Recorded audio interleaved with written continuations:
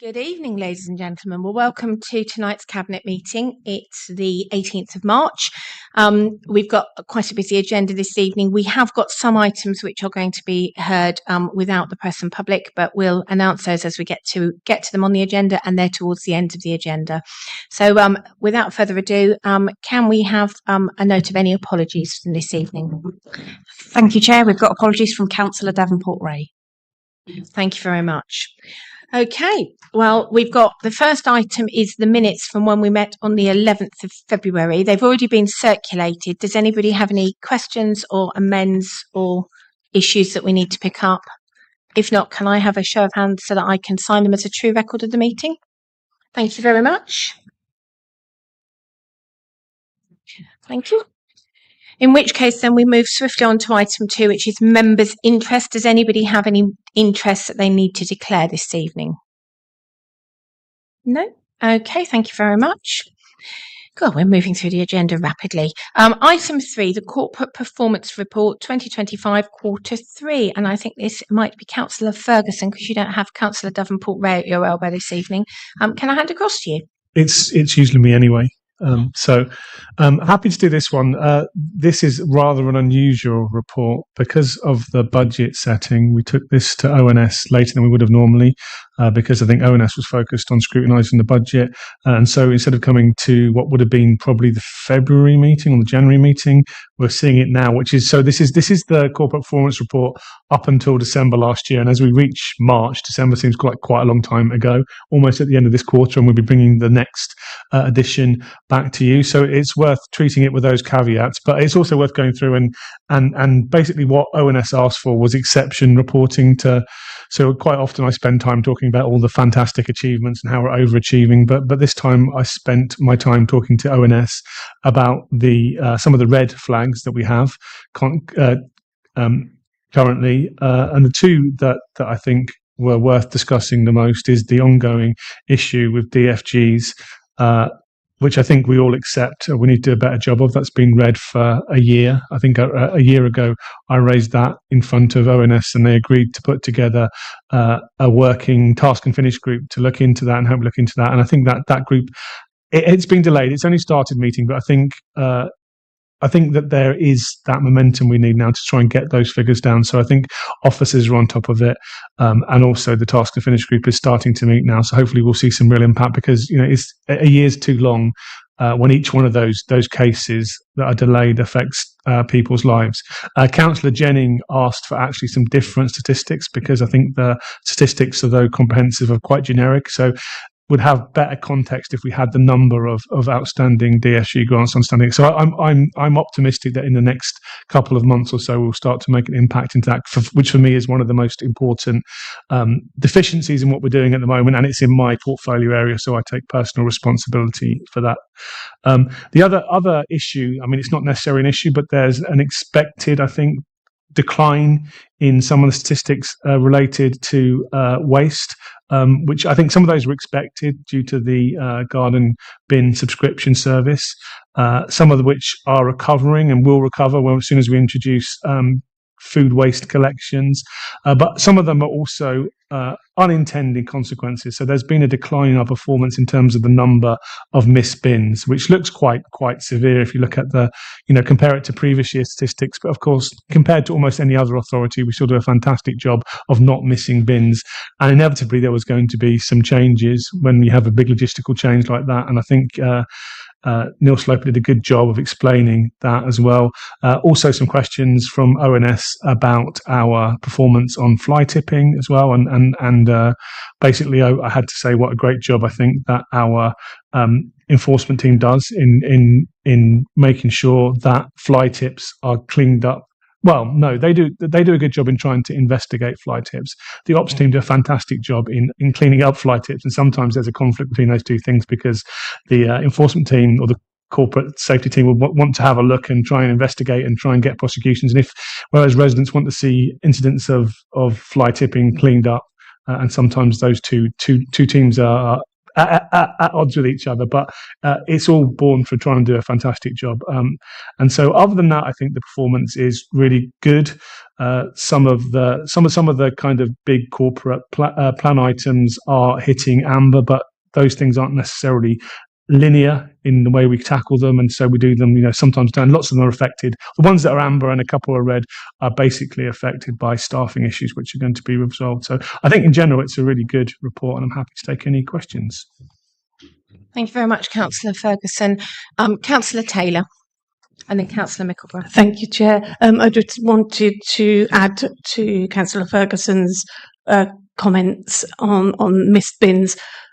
Although, yes, there are missed bins, the crews do their utmost to go back and pick those bins up if they're genuine, missed bins, and not that the residents actually forgot to put them out.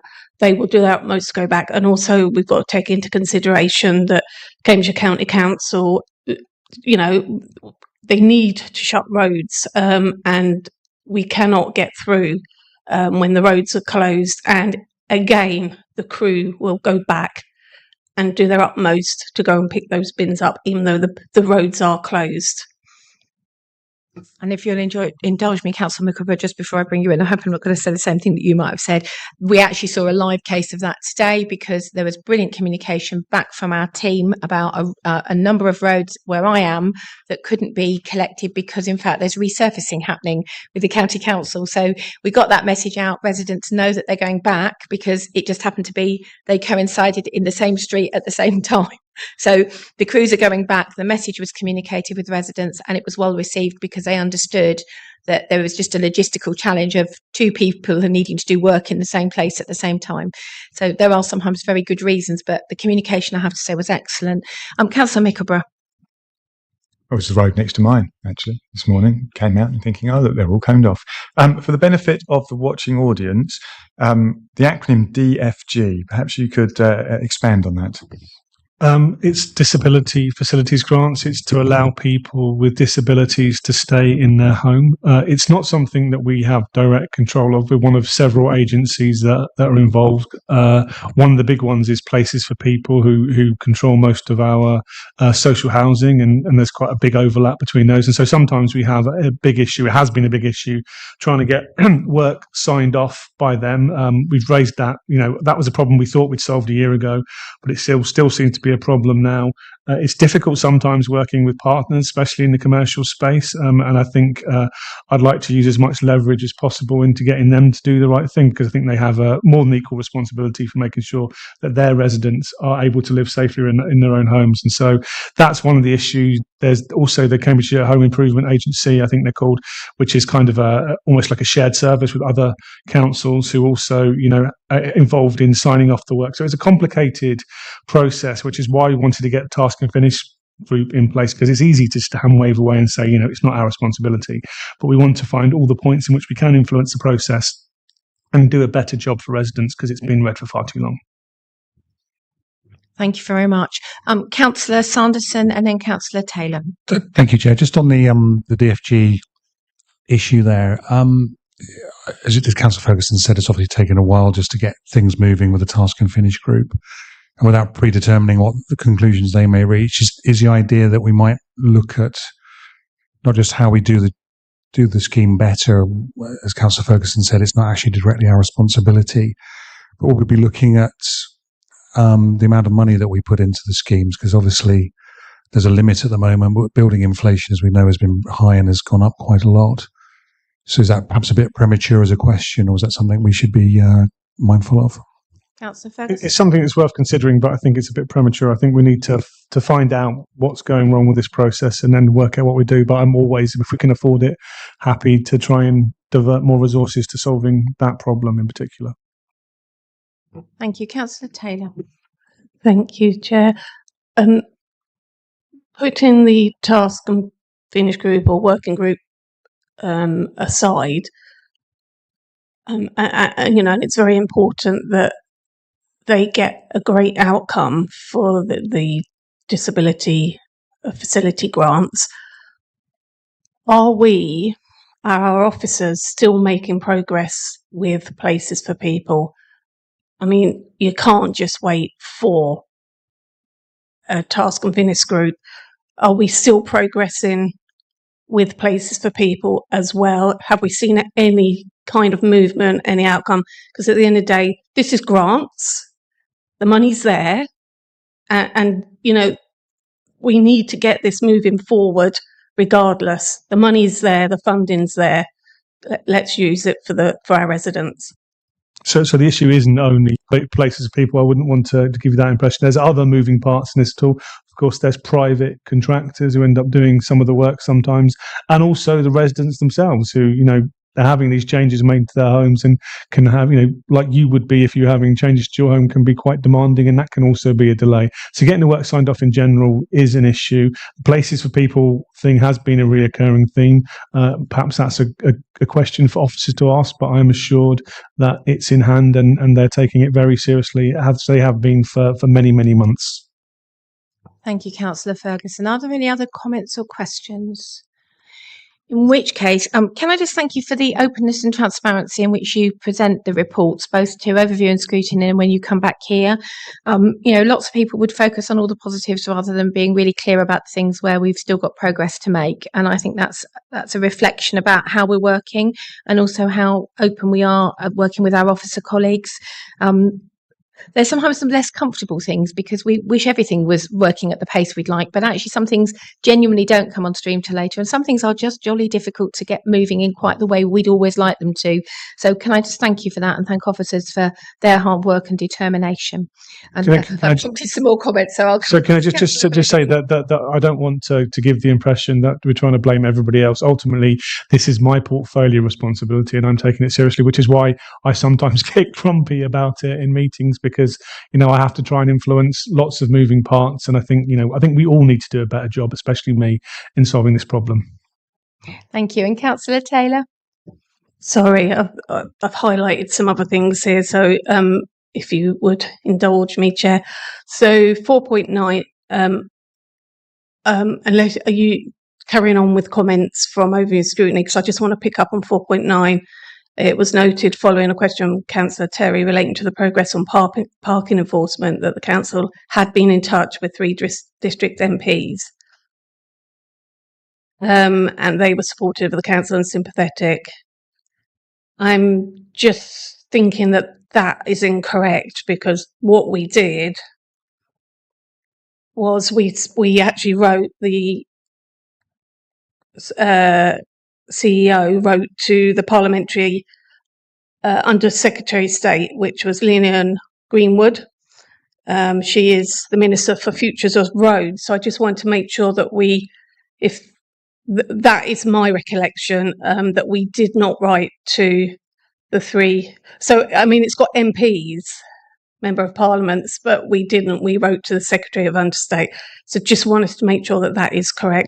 Thank you, Councillor Taylor. So we'll take that offline because I think it's a correct record of the meeting. I was just checking with my colleague next to me. I think it's a correct record of the meeting, but we'll ask officers to provide the correct update. In other words, to make sure that that's an accurate reflection of what we did with officers, because I think your recollection is entirely mine as well. I think we did it differently, and then we can just make sure that we provide that information back to Councillor Terry and to others on that panel.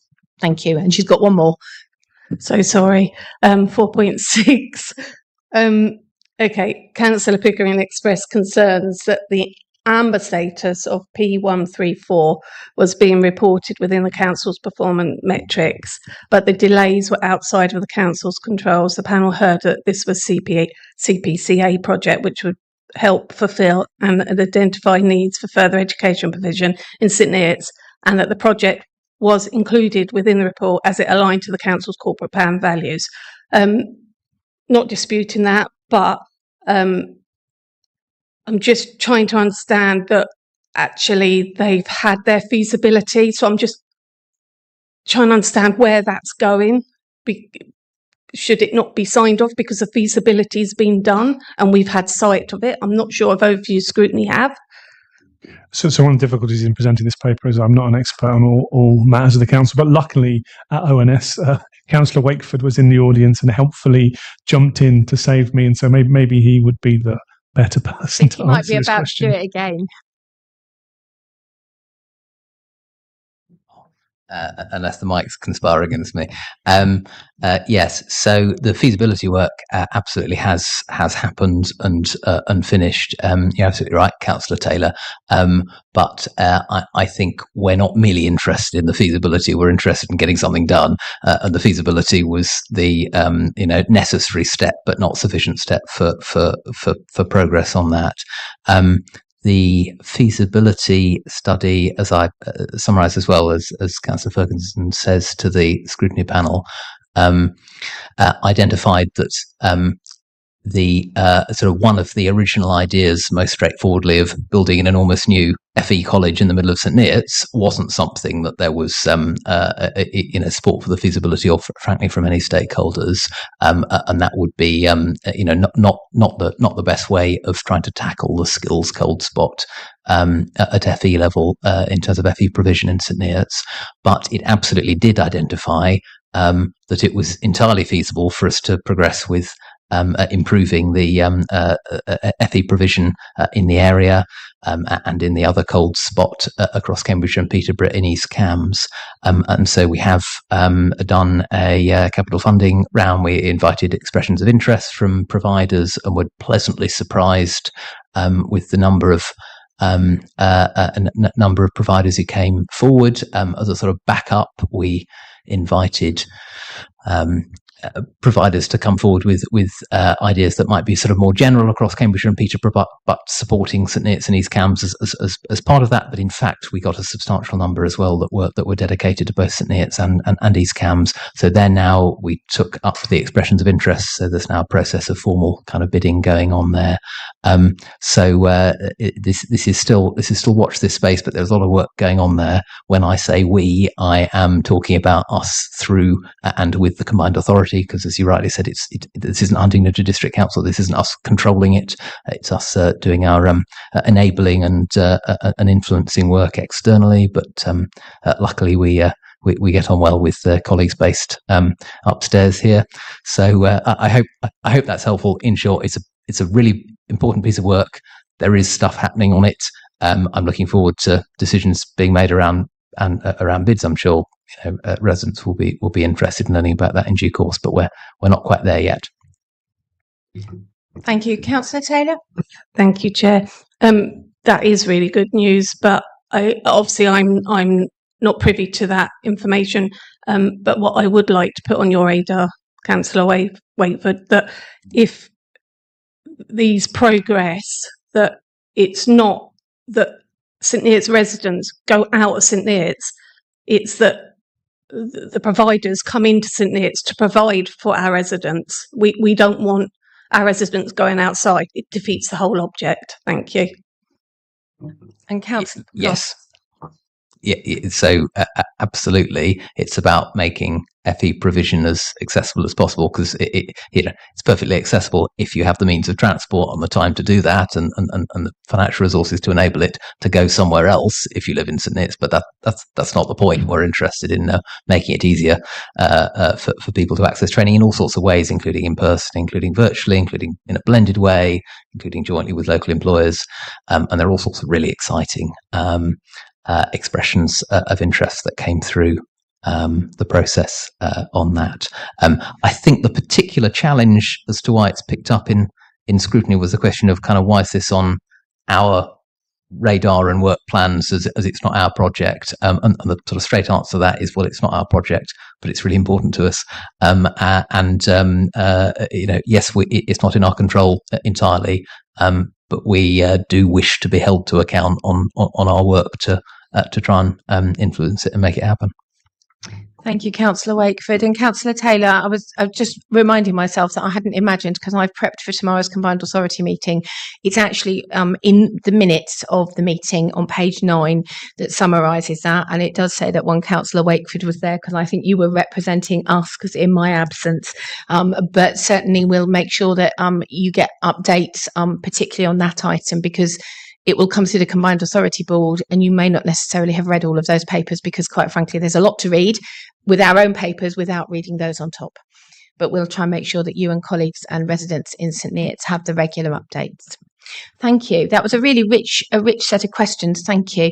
Is there anything else then on this item? Because if not, then we've got a to note because it's a consider and comment item. So unless there's anything else, I'm going to thank Councillor Ferguson and the colleagues, the officer colleagues who've produced that report. Thank you for a very thorough report, and thank you for a really good debate amongst the issues, colleagues around the table. Which moves us on then to item 4, which is the Garden Waste Incentive Scheme. And I think, Councillor Taylor, this is one for you. Thank you, Chair. And you don't need to ask me as many questions as I asked you. So, okay. So, Garden Waste Incentive Scheme. These schemes were introduced in April 2024 as part of the Garden Waste Subscription Service changes approved by Cabinet. Developed with community input, 5 schemes were implemented, and after the first year, 4 of the schemes have shown good values and operational efficiency. However, one of the schemes has proven expensive to deliver and operationally very challenging. This report updates the Cabinet on the scheme's performance and seeks approval to continue the cost-effective initiatives, discontinue or modify underperforming ones with the main goal of optimising the schemes. Alignment with our corporate priorities of delivering high-quality, cost-effective services while supporting community garden waste management. Thank you, Chair. Thank you, Councillor Taylor. I don't know whether there are questions or comments on this, colleagues. Obviously it's been through overview and scrutiny. There's been lots of contributions and lots of discussion. Does anybody have any particular comments or questions before I move to recommendation? Councillor Mickelby, Councillor Wakeford. I was going to say, you're looking at me and I'm thinking I'm looking at the wrong person. Thank you. It looks like scrutiny had a full and helpful discussion of this paper. I think it's right and proper that we embed what we used to call the incentive schemes. We might want new labelling for that going forward, but embed it into businesses as usual. I would just pick up. The scrutiny panel appears to have recommended that we adopt a further recommendation, which is in 3.6 of the report. It's also recapped in 3.10, which is asking that the relevant ONS panel be given sight of any decisions made or to be made under the first recommendation of the report. So that's the recommendation that Councillor Taylor spoke to, so the delegation of authority to embed this into business as usual and make business as usual decisions about how we operate them. I think my reflection on that suggestion is it sounds like it's getting at an entirely reasonable idea, which is that if scrutiny panels are interested in knowing what's happening and asking questions, then they're completely empowered to do that, and frankly don't need a cabinet decision to give them permission to do so. I think doing that in advance of business as usual operational decisions sounds like an operational nightmare. I'm not sure if that's intended, because the recommendation wording talks about any decisions made or to be made.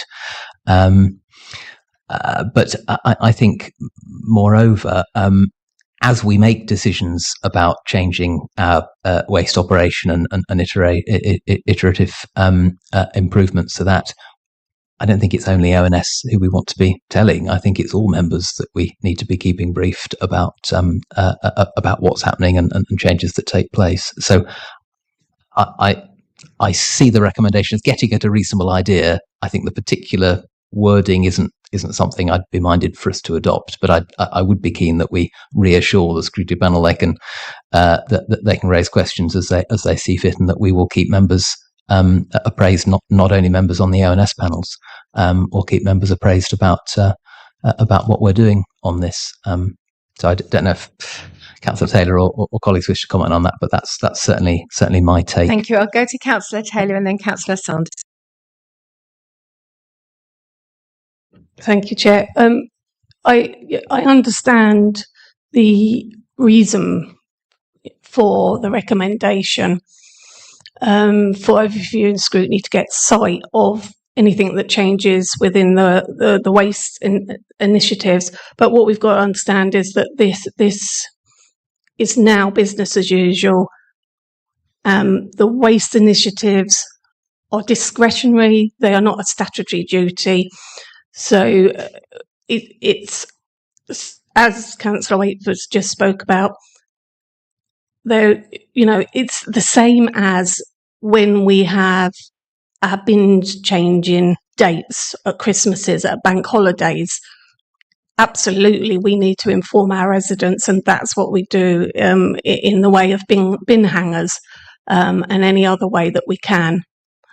So, to me, if we change anything with the waste initiatives, which is part of business as usual, the same as the subscription charge, the communication will come in that form to members, all of members, not just overview and scrutiny, and to our residents, which is really important.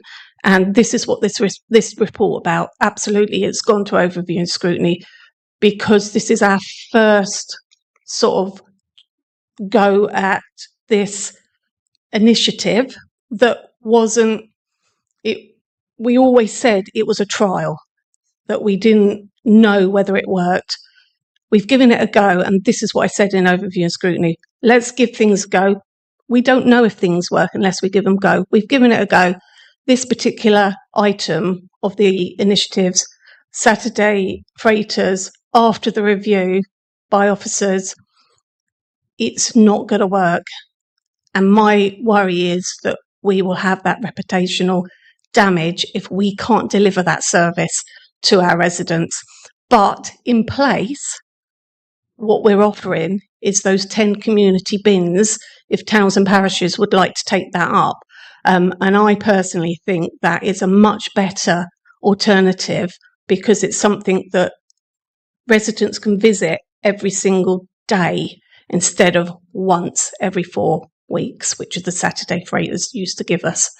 So as far as the recommendations concerned, I don't think it's necessary to go back to overview and scrutiny every single time we look at changing an initiative, which is something as business as usual, but absolutely we will communicate this through to members and definitely our residents. Thank you. Thank you, Councillor Taylor. Councillor Sanderson. Thank you, Chair. I was just picking up again on the comments from the scrutiny panel. So Councillor Shaw, I think, picked up on the disappointing uptake of the community bins, and the panel heard that they were only initially offered to areas not covered by the Saturday service. So I guess we're saying then that they, as a service will be withdrawn, that those bins will be available to all parishes. It's very difficult, isn't it? Sometimes we think we're quite good at communicating with our towns and parishes, and I think we are generally, but it doesn't always result in them being responsive. So I'm not sure how we can improve that take up.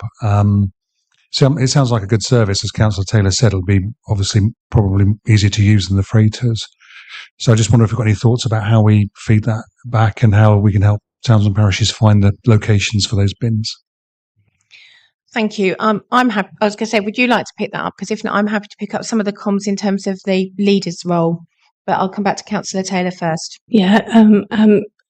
When we went through overview scrutiny, it was spoken about.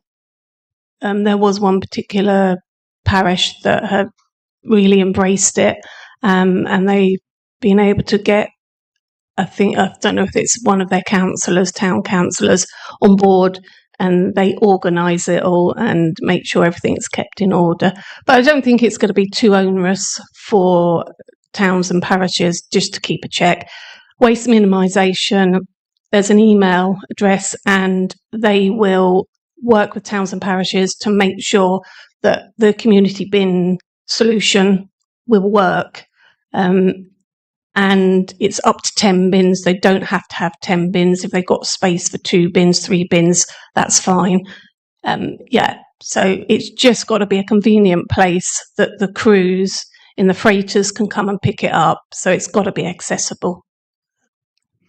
Thank you. And I was only going to add from a leadership point of view on behalf of the whole of the council, we meet with towns and parishes regularly. We hold regular briefings. There's going to be a town and parishes day again. They've already got us save the date. So there are lots of opportunities for us to try and have conversations with people who may not already have engaged with us. I think the fact there's a really good, robust offer from officers to help encourage those that might have some concerns and might have not originally taken us up on it. And I think we'll just keep a watching brief on making sure that where there isn't engagement, we have the opportunity to work with all of our district councillors across the patch to just try and make sure the information is readily available. If people choose not to take it up, I guess we can't require them to. But I think it's a valid point about just making sure they're all aware of the opportunities. Councillor Wakeford. So, thank you. I was just going to pick up that final point, Leader. I think the focus here for us is presumably making sure that towns and parishes are all aware of the opportunity and able to make a decision, a considered decision appropriate to their locality about whether or not to take it up. So if sort of take up remains low as a proportion of parishes, I'm not even sure we necessarily see that as a problem unless it was indicative of lots of them not realising and not having thought about it. So yeah, I'd be focusing on the enabling them to make a decision rather than sort of an outcome of wanting to sort of guess what the right move for them would be on that. Thank you, Councillor Wakeford. And then if I can come back just to the recommendation from Overview and Scrutiny, we're working with officers at the moment because Overview and Scrutiny quite rightly are very keen to increase their ability to scrutinise and to own their own programme, which we thoroughly encourage, and we want to see them do more of that. But there's also a little bit of work to be done around how we manage the recommendations. I know there was a disappointment last time that they felt that some of the recommendations hadn't quite landed, perhaps in the way they'd intended. I think the message that we're taking back is actually you don't need us to agree a recommendation because it's entirely within your gift to ask for things to come back. But I think there is also the point that we're making, if it's business as usual, we would expect that to be business as usual, and that not to be something that Scrutiny would necessarily always wish to know. But obviously if it's no longer business as usual, that's certainly something I suspect that they would like to see. But we'll work with our officers to try and support Scrutiny on that. I wouldn't want them to think that somehow we were not responding to their recommendation. It's just how we actually deliver that so that it's meaningful for them and they get the opportunity to scrutinise in a way they would genuinely like to. So we're incredibly supportive of that. We just need to find a way of making that work. In which case, then, if there are no more comments, Councillor Harvey, do come on in. Yeah, I just want to say to that comment that I have been speaking with Dem Services to try and figure out the best way to take things back to Scrutiny so that they're aware of our feedback on recommendations.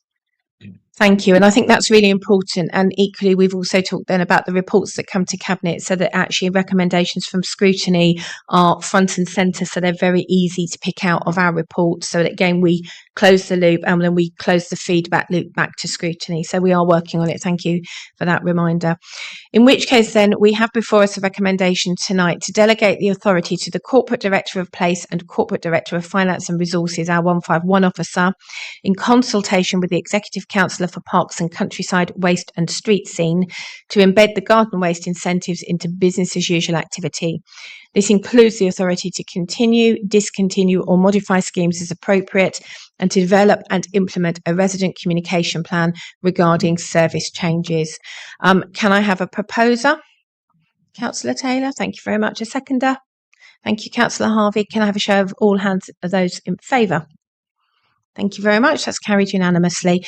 Thank you. In which case then, I'm going to move us on to item 5. This is the Market Towns Programme Spring Update. And Councillor Wakeford, I think this is over to you.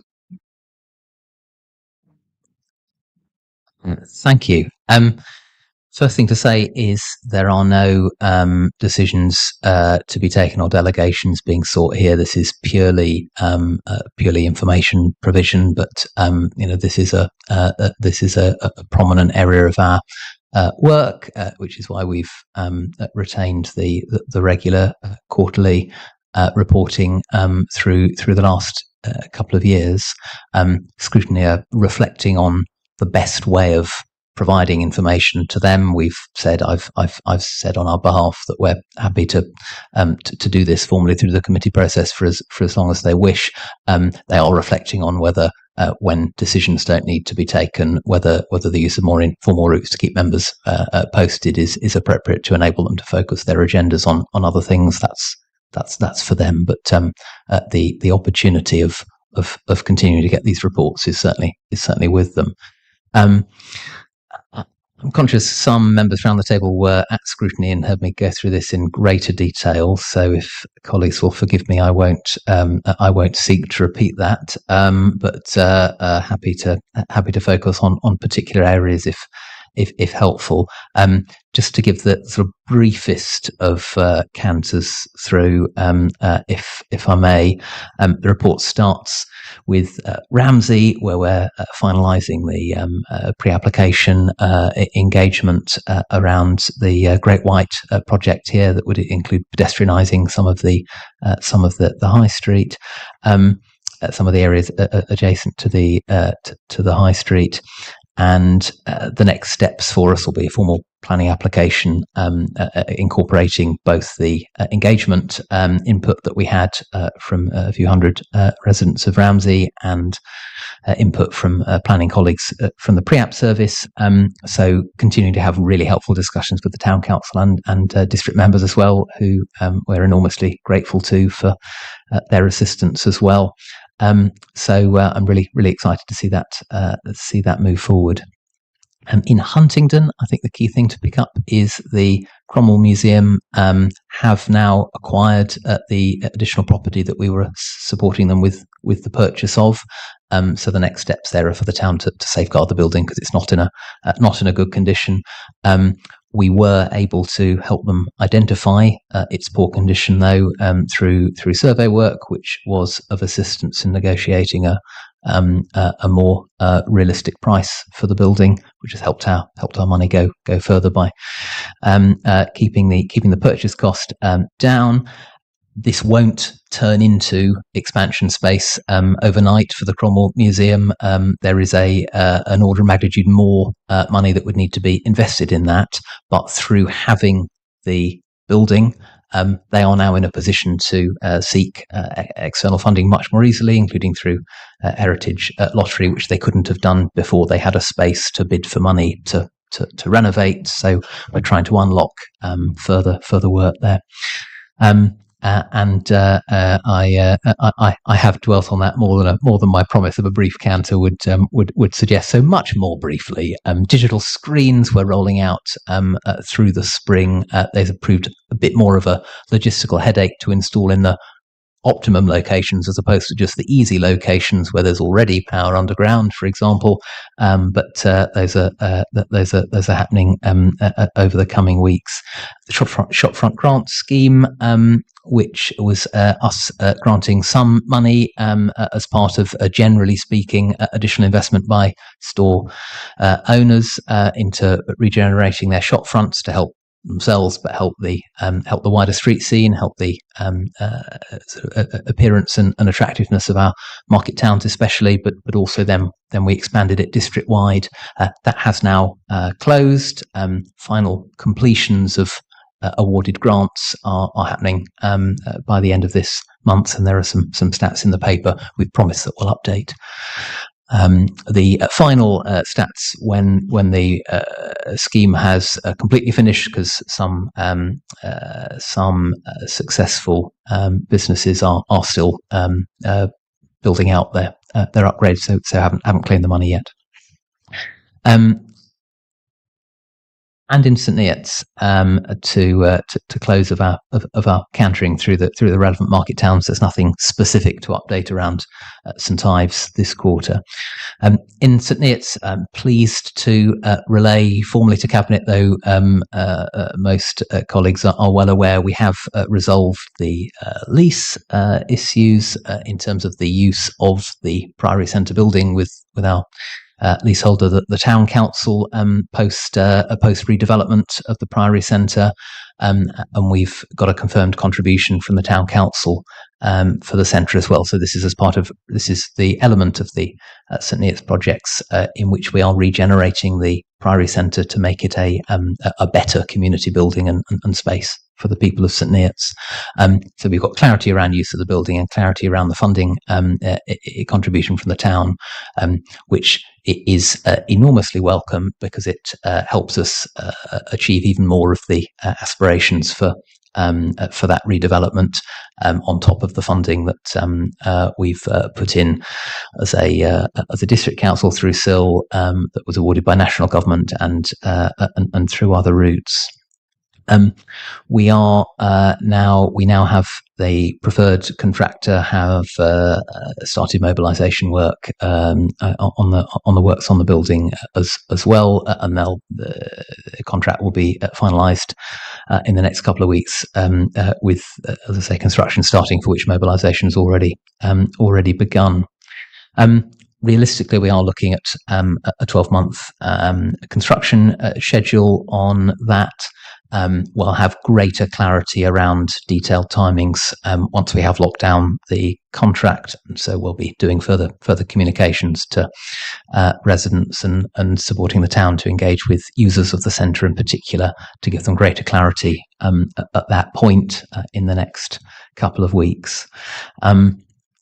Obviously, the centre has been closed for a period of months already because we weren't clear when we would actually be able to start works, and we couldn't have the risk of needing to start works while there were still users in the building. But we are assured by the town council that their alternative arrangements have worked, I think, better than hoped and expected, and we haven't had concern from them as to the timing impacts of the work there, but I think they have their eye on the prize as we do of a completed centre post regeneration works. Elsewhere in the St Neots suite of works, there is a brief section in the report on the old Falcon to note, which, I mean, I am really delighted that we have got the planning application approved, subject to completion of some specific conditions that are still with planning. There's not much more I'm going to say now. There's not much more I was able to say in public session at the last scrutiny panel either, but we've got a Part 2 report that picks up elements of this for reasons of commercial confidentiality and so on. So I'd be grateful not to discuss that bit any further now, but obviously I'd take this opportunity to pass thanks and congratulations to the officer team, as I did at scrutiny as well, in helping us get this far with a building that has long been an eyesore, increasingly in the centre of St Neots, and we are on a pathway to doing something about that. The third of the three main areas of work in St Neots is the town centre works, so principally around the Market Square and the High Street.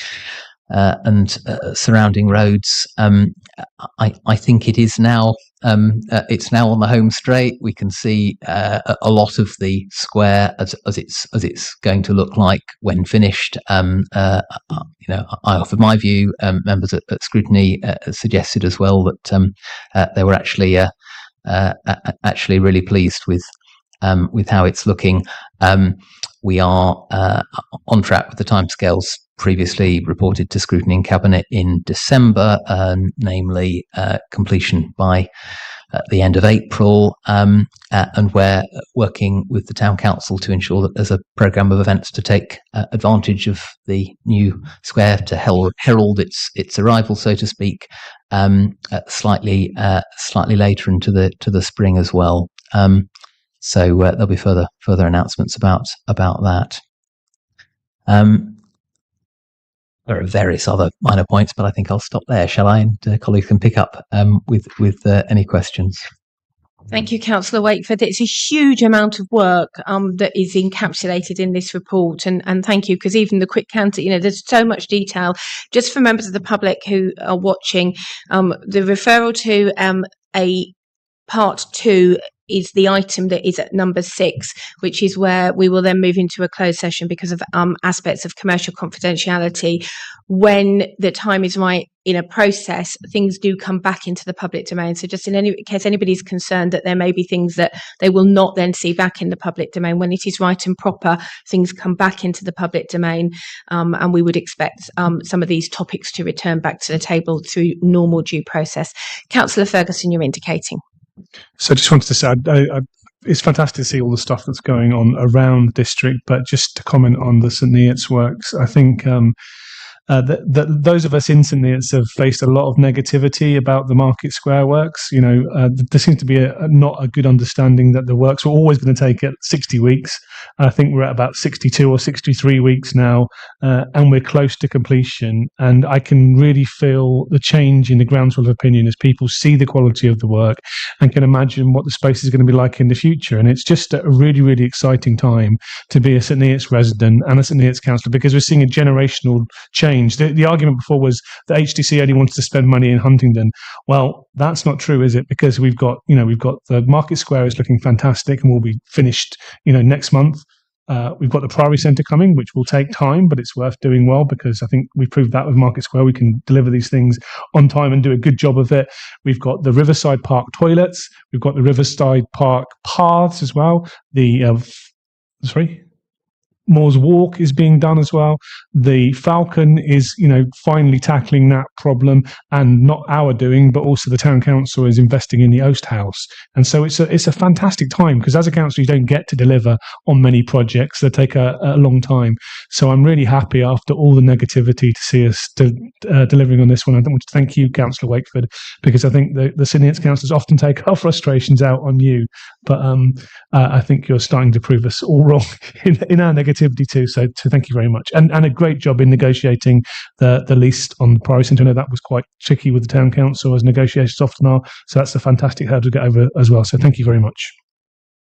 Can I thank you, Councillor Ferguson, because I know it's been painful. Any work of this scale and complexity has so many moving parts that to try and make everything work in the timescales we'd all like is incredibly challenging. I think the fact that we are where we are today is remarkable, and is everything we could have hoped for. But I think what I'm really, really pleased to hear is that working with the town council, it's that welcome back to St Neots.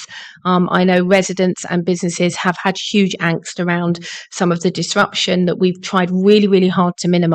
But I'm really pleased that there will be an opportunity to celebrate and get people back in the space, using that space, and back in the town centre as part of that wider work, which is always what we'd aspired for, but it's never as overnight as everybody would wish for. But then a project of this scale was inevitably going to require time, because it was a major project. I've got Councillor Taylor indicating, and then Councillor Wakeford may well want to come back.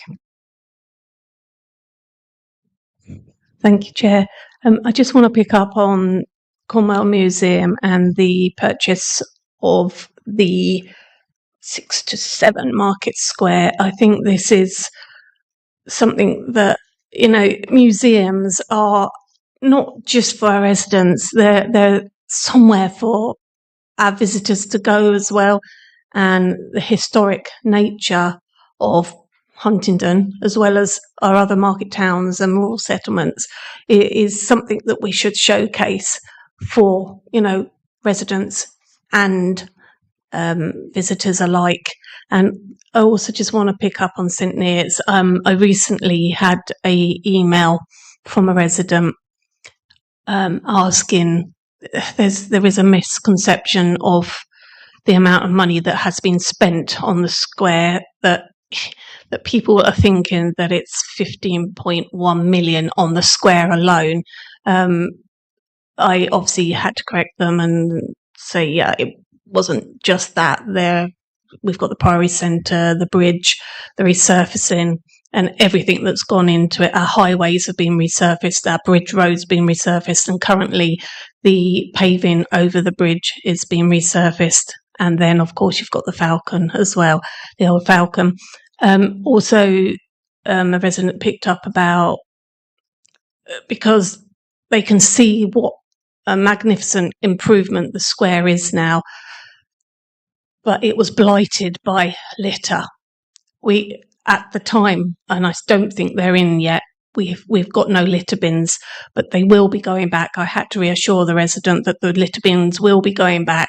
It might be that we need more. So, being that as my portfolio, it might be something that I discuss with officers, that if we need to, we put more litter in, because at the end of the day, we want to keep this good. We want to, the whole high street and the whole district looking good. So if we need to put more bins in, we can do that, hopefully, if funding allows. I think what I'm hearing is civic pride is really important, and absolutely it is. We want it to be the place that everybody celebrates and enjoys being in. Councillor Wakefield, I know you wanted to come back in. Well, yeah, just on a couple of those comments, if I may. Councillor Ferguson, I think, described St Town Council as occasionally tricky or tricksy, lest any of them are watching. Every single visit, number of which I've lost count, that I've had to the Town Council has been an absolute pleasure. And they're a wonderful body of people to work with, but genuinely there is enormous goodwill towards the work we're doing from the Town Council. It's sort of infectious, the interest and enthusiasm for what people clearly see happening in their communities.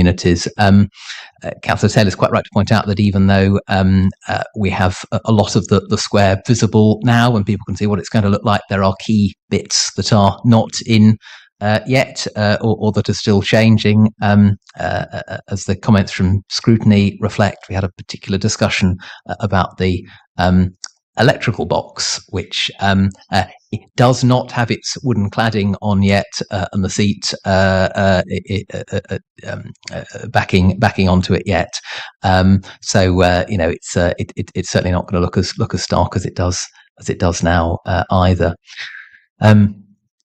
Councillor Taylor touched on Cromwell Museum as well in Huntingdon, and maybe I have an interest. I've omitted to declare, Chair, in that I'm hesitate to call myself an archaeologist by any sort of training, but I studied archaeology insofar as I studied anything at university, and I like a good museum for its own sake. But actually, the Cromwell link is obviously enormously significant for our visitor economy, the heritage of Huntingdon, the enormous economic development value in us having a strong, attractive museum that's better able to host visitors, host people coming to our area and visiting places in the town that and the district beyond the museum as well. So I think there are a whole range of reasons relevant to our sort of broader corporate power objectives why it's a really valuable project.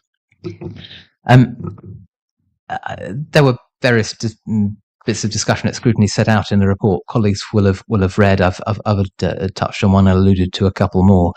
I suppose the one I was minded to just pick out and share was points Councillor Pitt raised in particular around learning of lessons in what we do.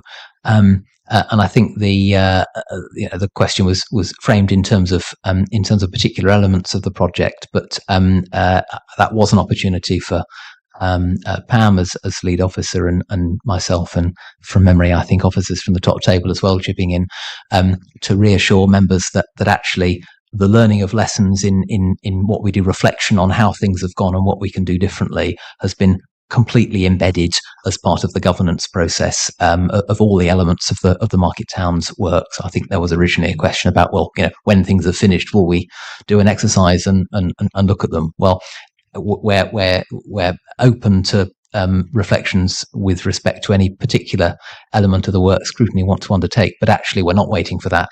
We're learning what we can from all of the works, and I'm not intending we will be finished in terms of the Market Towns programme, because we're picking up projects, we complete them and move on. But the wider programme is does not have a fixed endpoint in the sense that our ambition is not limited to the particular projects that we've currently secured funding for that are being reported on. So it speaks to our, I think, broader ambitions as a council.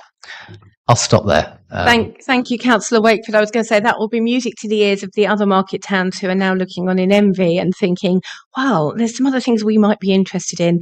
And I think the message coming back is we're ambitious for the whole of the district, for every settlement, whether it's a market town or not. So the answer is watch this space. I'm looking forward to more updates in the weeks and months to come. Unless there are any other comments then on this particular item, we've had an update. Thank you very much. It's been a really good update. I'm going to move us into the next part of the meeting. So this is where it's item 6. This is exclusion of the press and public, and I need to read the statement, and then I'm looking for a proposer and a seconder, please. So it's to resolve that the public be excluded from the meeting because the business to be transacted contains exempt information relating to the financial or business affairs of any particular person, including the authority holding that information. Can I have a proposer, please? Thank you, Councillor Howell, and a seconder, Councillor Sanderson. Thank you for the other volunteers too. In which case then I will say good evening to the people who've joined us online. Thank you very much for joining us. We're now going to move into closed session for item